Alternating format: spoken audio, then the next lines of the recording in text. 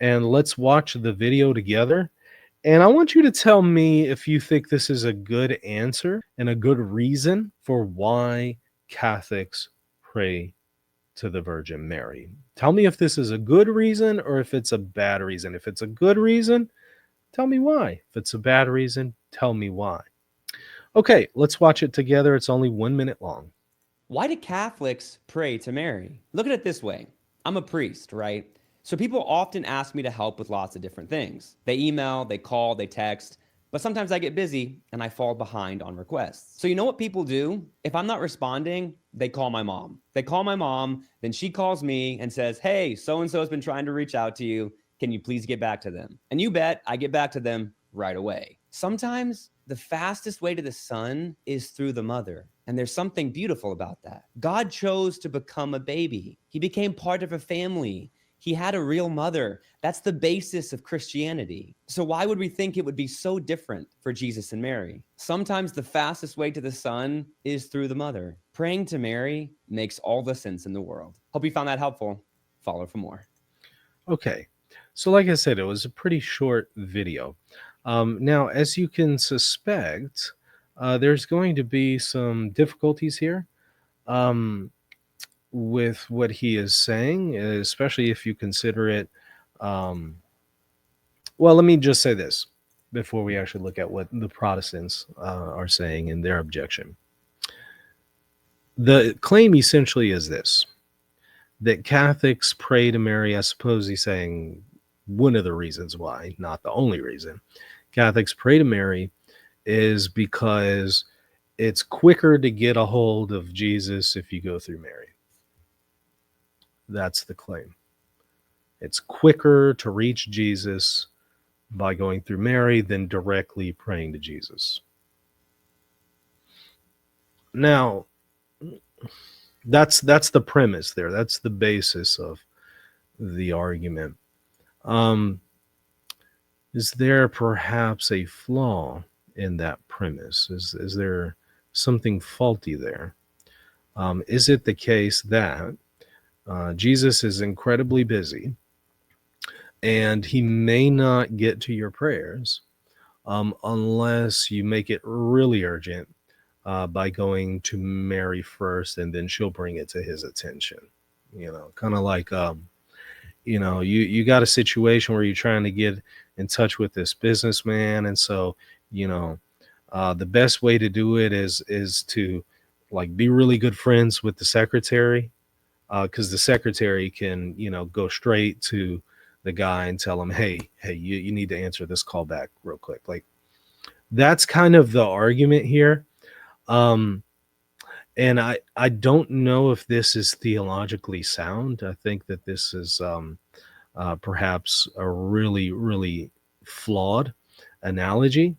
And while I suspect there are some good intentions in what he's trying to say here, I think that this hinges on a really bad misconception of God, and also of the role of intercessory prayer. Um, the role of intercessory prayer is not that, oh, this is the best way to do it because you can get to God quicker. No, it's where you have not only yourself praying, but you have others praying for you. It's not of an issue of this expedites your prayer requests more than if you didn't have it, kind of thing. So I think that this maybe rests on some faulty theology. And that is what the Protestants are picking up on here. Now, obviously, Protestants have other objections um, to the intercession of the saints and all of that, and the Virgin Mary. And so they have a lot of other difficulties here. But this Protestant is saying, well, this is blasphemy. Roman Catholic priests insist that occasionally Jesus is too busy to hear and answer our prayer. And this is why we should pray to Mary, saying sometimes the fastest way to the Son is through his mother. He never says explicitly Jesus is too busy to hear one's prayers, but it is implied and it is necessitated by his analogy. And so Protestants are rightly contesting this analogy here. And so I might just recommend that this one needs to be thrown into the waste bin and toss this one out, and maybe look for some other arguments for the intercession of the saints to focus on instead of this one in the future. That's me personally.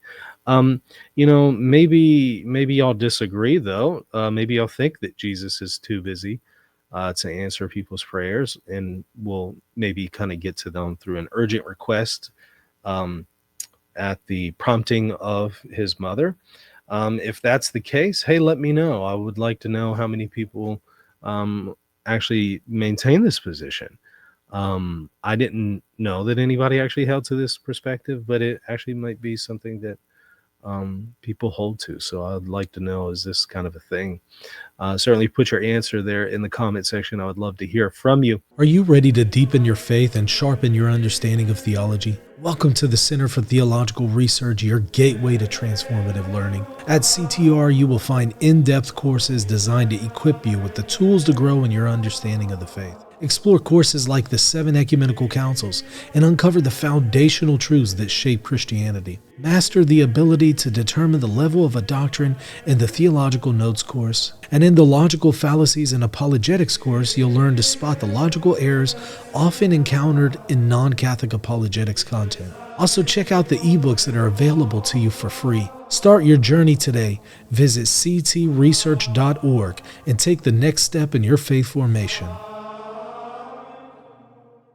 Hey, thank you so much for watching. I hope you enjoyed the content. Don't forget to hit the subscribe button, the like button, and if you want to support the channel, visit patreon.com/Reason and Theology.